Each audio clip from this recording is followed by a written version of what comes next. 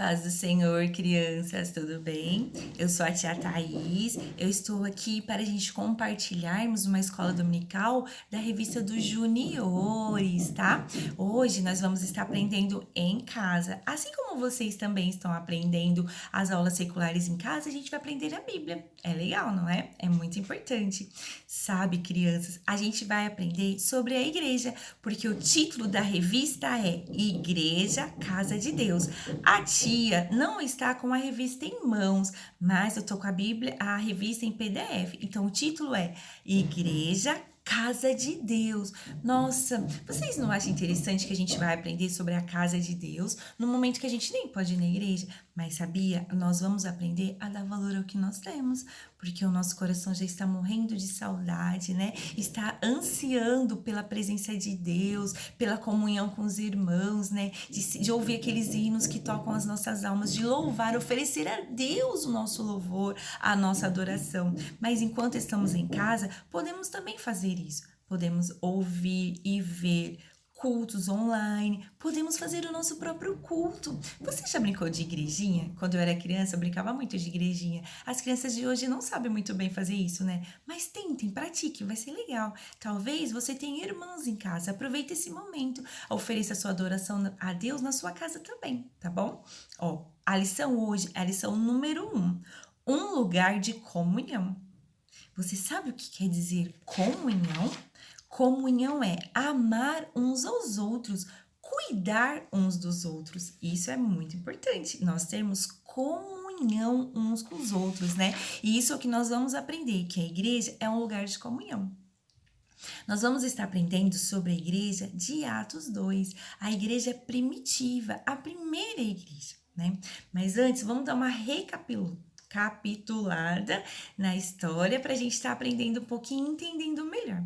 Jesus, né? Ele morreu, nós sabemos, se entregou pelas nossas vidas para nos salvar, para lavar os nossos pecados, e Jesus ressuscitou, que essa é a nossa esperança, a nossa alegria, né? E a Bíblia diz que ele, durante 40 dias, crianças, ficou aparecendo aqui na terra para as pessoas, para os discípulos. Lembra? Ele apareceu para Maria, que foi a primeira pessoa que viu ele ressurreto, né?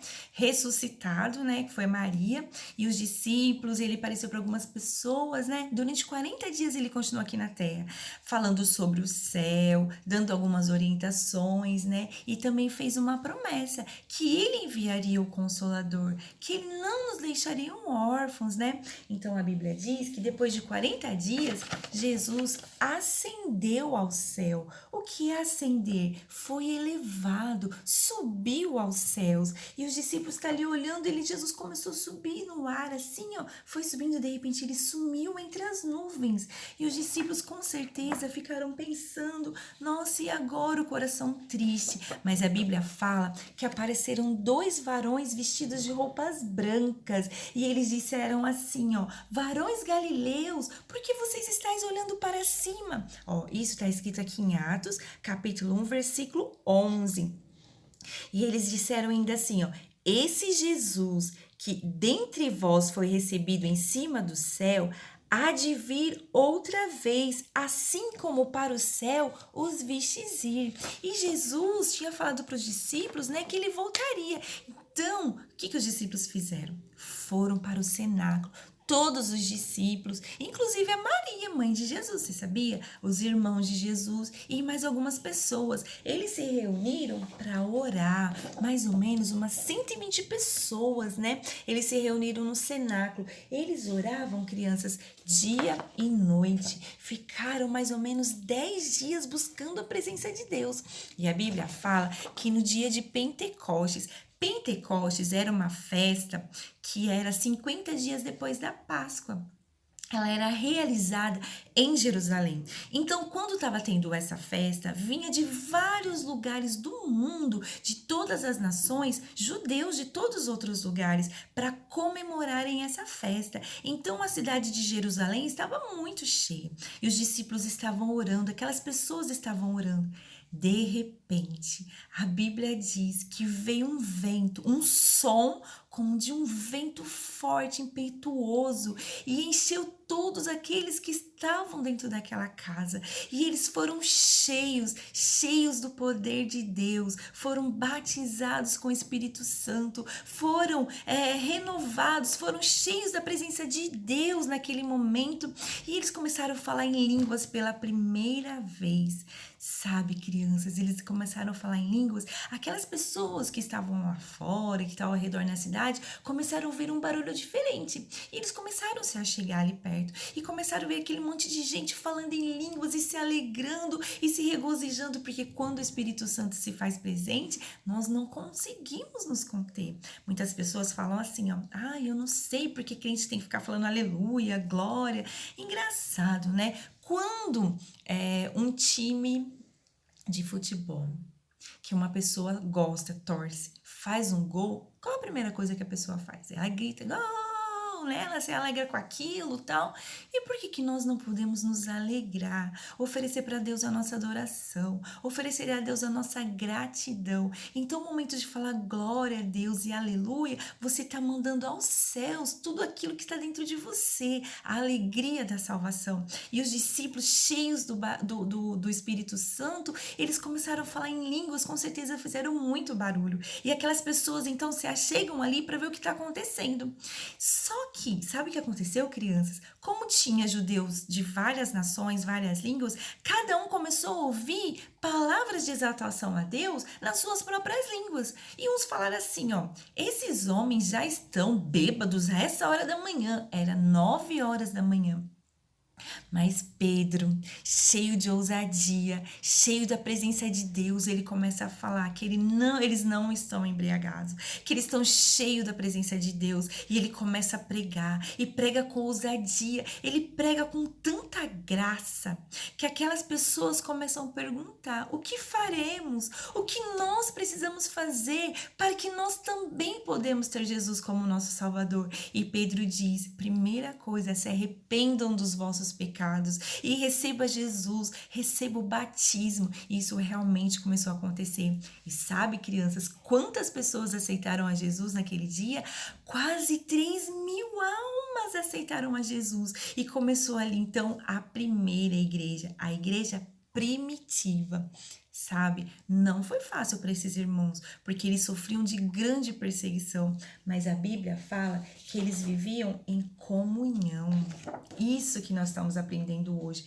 Eles viviam em comunhão, eles partiam o pão, eles dividiam o que tinham para que todos tivessem, para que todos, não faltasse nada para ninguém, né? Eles sempre estavam ajudando uns aos outros, eles amavam uns aos outros. E isso que Jesus deixou para nós, que nós nos amemos, que nós busquemos sempre cuidar um do outro. O que você tem feito para aquele amiguinho ou aquela pessoa que você conhece que tem uma condição financeira talvez inferior ou menor do que a sua?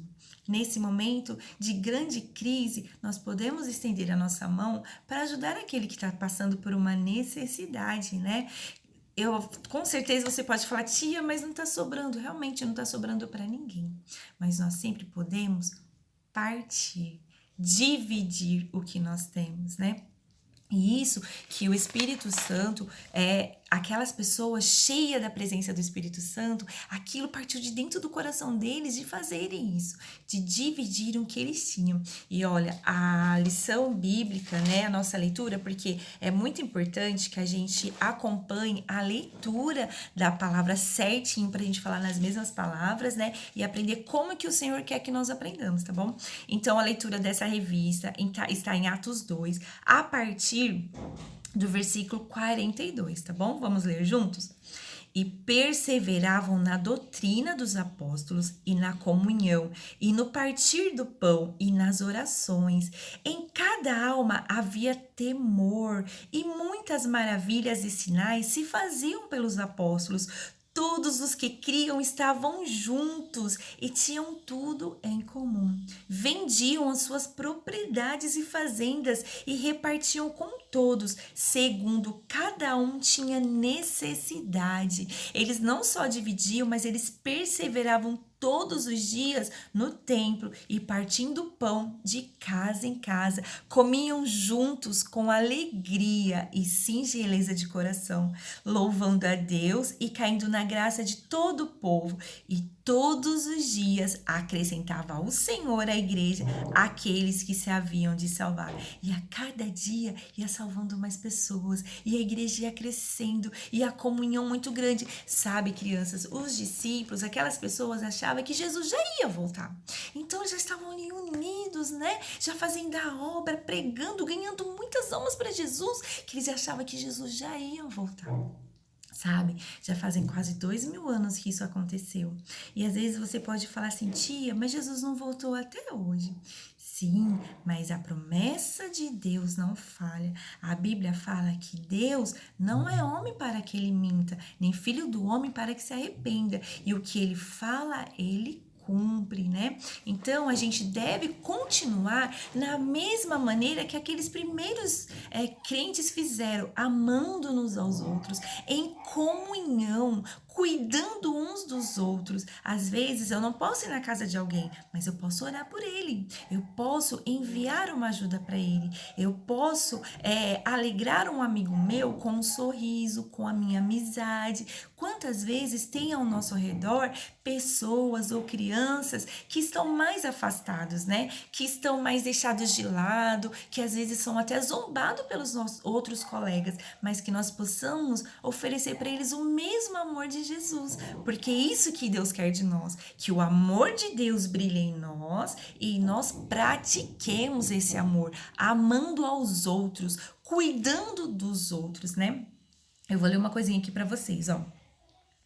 As características da igreja, nós vemos as características da igreja de então, né? Daquela igreja lá, primitiva. Firmeza na fé, comunhão, oração, caridade, né? Fazer o bem ao próximo, gozo que é alegria, paz, influência e bom êxito. Façamos nós mesmos a seguinte pergunta: o que eu estou fazendo para tornar a igreja de hoje semelhante à igreja daquele tempo? O que eu estou fazendo para cumprir, para realizar os mandamentos do Senhor, a promessa de Deus, para obedecer à palavra de Deus? Vamos pensar nisso, vamos meditar nessa palavra, tá bom? Eu quero cantar com vocês um corinho que eu aprendi quando eu era criança. Ele é assim, ó. Vocês juntem as mãos e faz uma torrinha, tá vendo? Assim, ó. Aí a gente canta assim, ó. Primeiro a gente fala, essa é uma igrejinha de torrinha acompanhada.